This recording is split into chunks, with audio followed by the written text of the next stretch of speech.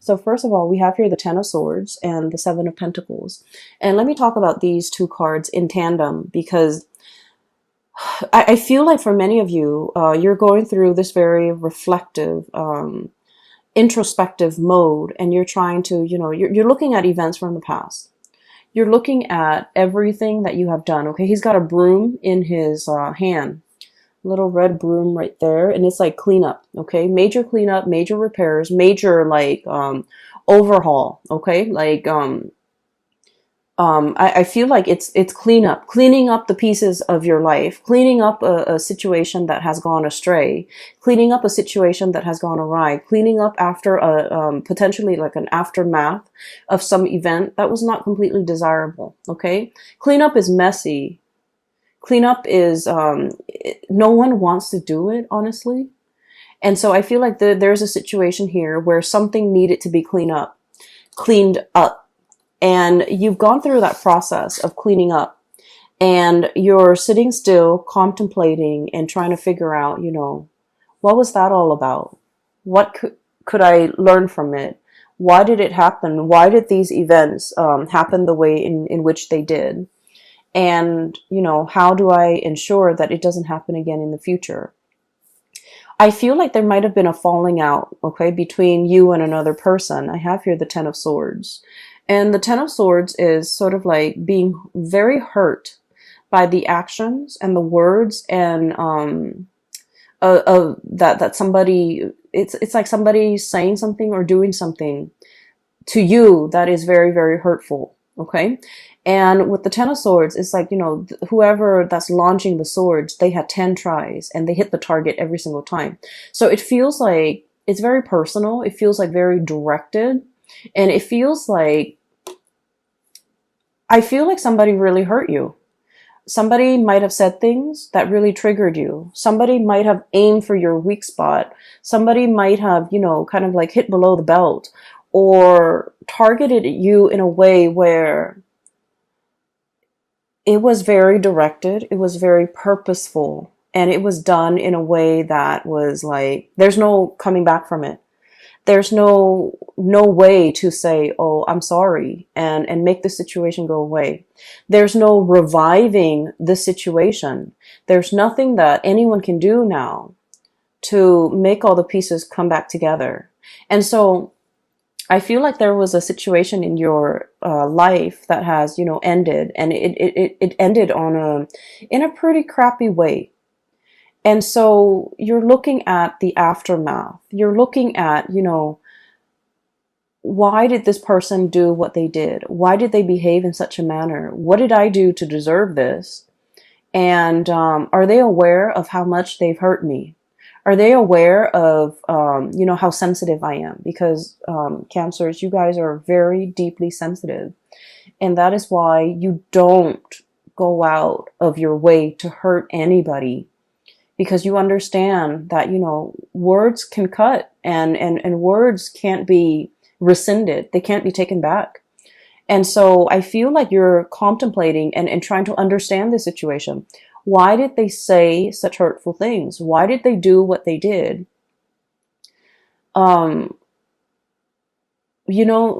You're struggling to try to understand, like, why did they take it so personally? Or why am I even taking this so personally? And what you have to understand though is, I feel like, there was a situation here where somebody's ego was at stake.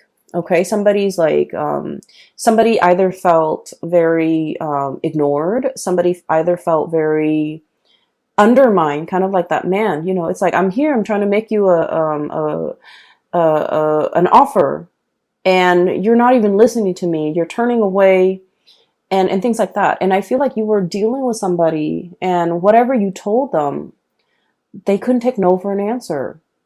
Okay. It's like telling them no multiple times. And you guys in general are not super assertive.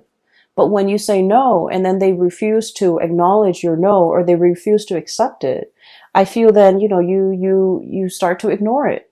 And then I also feel like this person was like fighting for attention. This person wanted to be the center of attention. This person wanted to make themselves heard. This person felt ignored. They felt overlooked. They felt like it was really affecting their ego. And so whatever was directed at you, it has nothing to do with you. It has everything to do with them and their insecurities. Okay. Not being able to hold their own, not being able to, talk to you like an adult, not being able to kind of, approach you in a serious manner and in the spirit of, resolving things rather than just, blindly attacking you. So I feel like there is a situation here. And no matter how much you try to, kind of like go over the events in your head, I feel like there wasn't another way that there wasn't another outcome that could have come out of this. You did what you had to do. And I feel like whatever, toxic venom that was thrown at from the other party, I feel like they did that out of a space of weakness, and they would have done this to anybody and not just you. But they felt like they were being ignored by you. They felt like weren't giving them the time of day, and it really upset them. And that's when they kind of spew venom. And so looking at the situation, the best thing to do is not to try to understand another person's motives. Okay. A lot of the times we want to give somebody the benefit of the doubt. We want to, believe that, well, people are all kind and sweet and helpful. But I feel like in this situation, it's stirring some really, really deep rooted insecurities within the other person. And so their emotional reaction was not rational. And so trying to, understand it, trying to make sense of it, I feel like it might not be the right way to go about it. Okay. Like, why did they say these hurtful things to me? Why did they behave in that way? And their actions was not coming from a space of rationality. So don't try to wrap your head around it. Okay. It doesn't make sense. Does that sound like I'm making sense? So aside from this little tidbit, I feel like it's a conflict. It's done and over with. There's nothing to be repaired. Okay. Nothing can be done. Nothing can be repaired. Nothing can be fixed. Nothing can be salvaged. So it's a done deal. And because it's a done deal, we kind of need to move on. Okay. So 10 of Swords, this is an ending here. A major relationship, a major situation a major phase in your life even has kind of like ended. You're doing the cleanup. You're dealing with the aftermath. You've already cleaned up. You've already kind of like moved away from it. But I feel like, every now and again in the first week of March, memories will get triggered. Events will trigger and bring you back to that emotional space. And don't try to make sense of it. Okay. Do your cleanup, resolve the situation within yourself and move past it. Because what is right behind you and you're kind of turning your back to is we have the Ace of Wands. And then we also have as well the King of Swords. Okay. So this indicates to me a lot of new energies that are in store for you that you need to be facing head on. Okay. The Ace of Wands usually indicates some type of a new project, something that is very phenomenal, something that you can kind of like carry into your future with you. It's the Wands energy is a torch. Okay. It's like something that is exciting and fun and passionate. And, you're going to feel very committed and very driven. A lot of the times too, it's like a whoosh, like a really fast, swift energy that denotes changes, forward movement, momentum, and it happens really, really fast.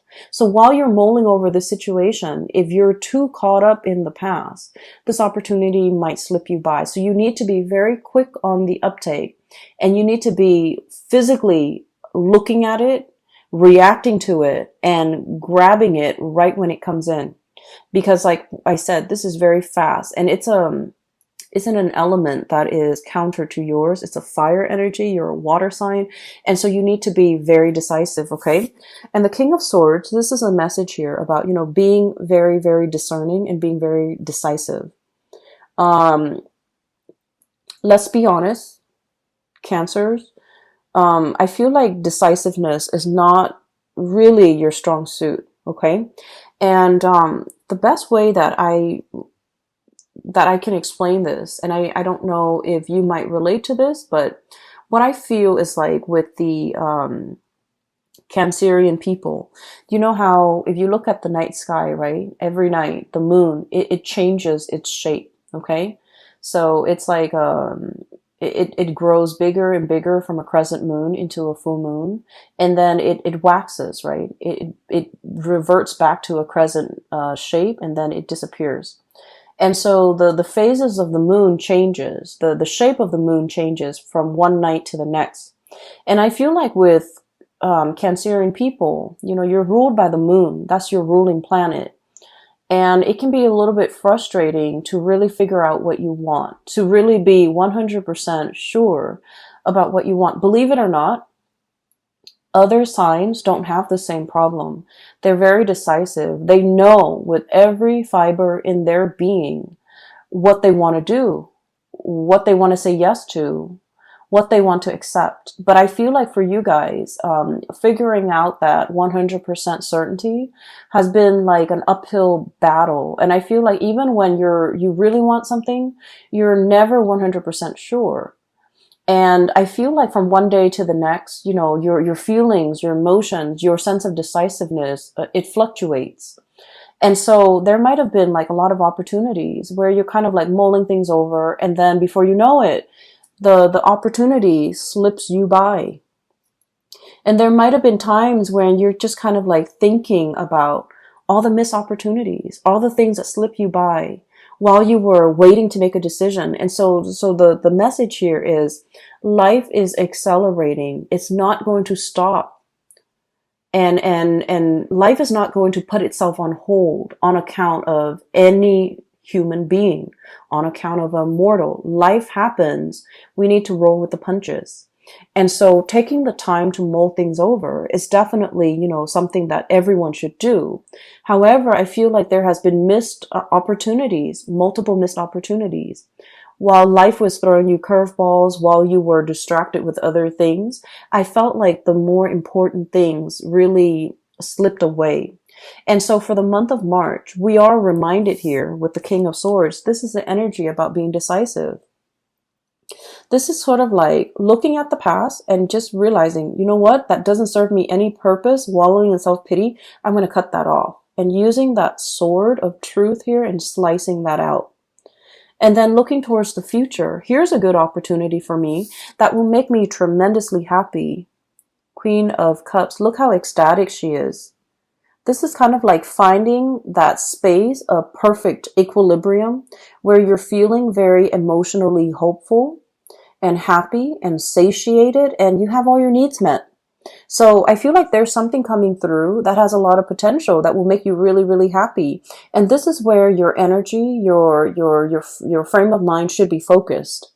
And so you have to be aware of the tendency to kind of like wallow in this situation and then moving away from that, recognizing when it happens, recognizing the